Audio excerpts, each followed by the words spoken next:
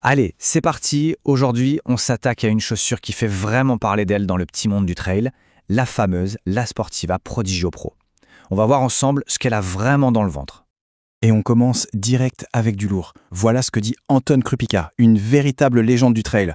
Quand un athlète comme lui lâche une phrase pareille, la plus courable jamais conçue, eh bien, on est obligé de tendre l'oreille. Ça pique la curiosité, c'est clair. Alors, la question est posée.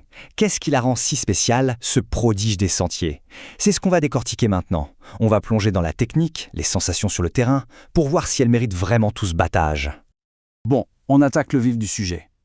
Avant de parler de technologie et de sensations, regardons d'abord sa carte d'identité. Les chiffres clés, ce qui la définit sur le papier.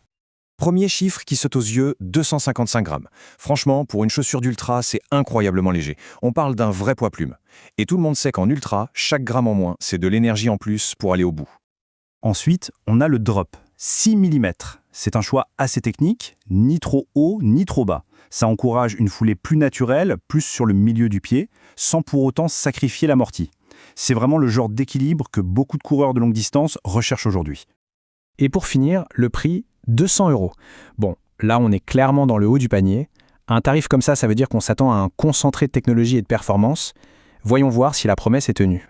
Allez, on soulève le capot. C'est bien beau les chiffres, mais qu'est-ce qu'il y a vraiment à l'intérieur? C'est là qu'on va trouver le cœur du réacteur, les fameuses innovations qui doivent faire toute la différence sur les sentiers. Alors, au centre de tout, il y a cette nouvelle mousse, la X-Flow SpeedTech. C'est vraiment le moteur de la chaussure. Pour faire simple, c'est une mousse qu'on a infusée à l'azote.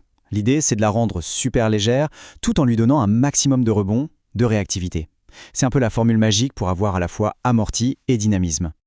Et concrètement, sur le terrain, ça donne quoi? Eh bien, ça veut dire que les réceptions en descente sont beaucoup plus douces. On sent un vrai pop, un rebond à chaque pas. Et au final, ça se traduit par moins de fatigue musculaire. Et ça, à la fin d'un ultra, ça change tout. Ok, si la mousse c'est le moteur, la semelle c'est les pneus. Ici, on a la fameuse gomme friction blanche de la Sportiva. Sa mission, c'est de coller au terrain. L'objectif, c'est une adhérence de folie pour se sentir en sécurité, que ce soit sur du sec, du caillou ou même de la roche un peu humide. Et puis il y a le maintien du pied, le fameux wrapping system. L'idée, c'est que la chaussure vient vraiment envelopper le pied, comme une seconde peau. Le laçage est super précis et le tout est conçu pour que le pied soit parfaitement calé mais sans être comprimé. C'est crucial pour éviter les ampoules et les points de pression sur des très longues distances. Bon, assez de blabla technique. Tout ça, c'est bien joli sur le papier, mais une fois sur les sentiers, ça donne quoi? C'est le moment du test grandeur nature. Dès les premières foulées, apparemment, la sensation est là. C'est immédiat. On sent tout de suite cette légèreté et ce dynamisme assez bluffant. Le fit est plutôt ajusté, donc c'est un point à prendre en compte si on a les pieds un peu larges, mais pour les pieds fins, moyens, ça semble parfait. Ce graphique, il résume bien le truc. La chaussure est vraiment dans son élément sur les terrains vallonnés, là où son dynamisme peut s'exprimer à fond. En descente technique, le grip fait le job. On se sent en confiance. Pareil sur la durée, le confort est là. Par contre, on voit tout de suite son point faible, la boue profonde. Là, les crampons sont un peu courts et ça peut devenir glissant. Bon, comme toujours, il n'y a pas de chaussure parfaite. Pour être vraiment objectif, il faut regarder le bon et le moins bon. C'est l'heure des forces et des faiblesses. Alors, récapitulons. Côté point fort, on a ce combo amorti/dynamisme qui est vraiment exceptionnel. Elle est super légère et très polyvalente sur plein de terrains. Côté point faible, comme on l'a vu, elle n'aime pas trop la boue. Le col, un peu haut, peut gêner certaines personnes. Et comme la tige est très légère, elle offre un peu moins de structure qu'une chaussure de montagne pure et dure. C'est le compromis classique pour gagner en performance.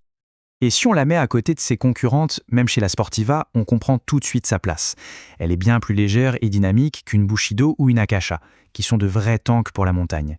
Elle se situe vraiment ailleurs, dans cette catégorie de chaussures d'ultra modernes qui cherchent le mix parfait entre confort au long cours et une vraie sensation de vitesse. Ok, on a fait le tour de la bête. La technique, les sensations, les points forts, les points faibles. Maintenant, il est temps de rassembler tout ça et de répondre à la question finale.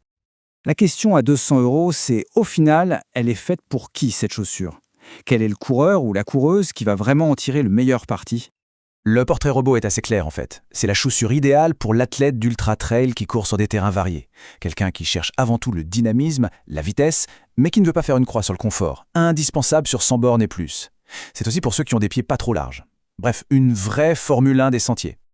Pour conclure, on peut dire que la Prodigio Pro tient ses promesses. Ce n'est pas juste une chaussure, c'est vraiment un concentré de technologie au service de la performance et du plaisir de courir.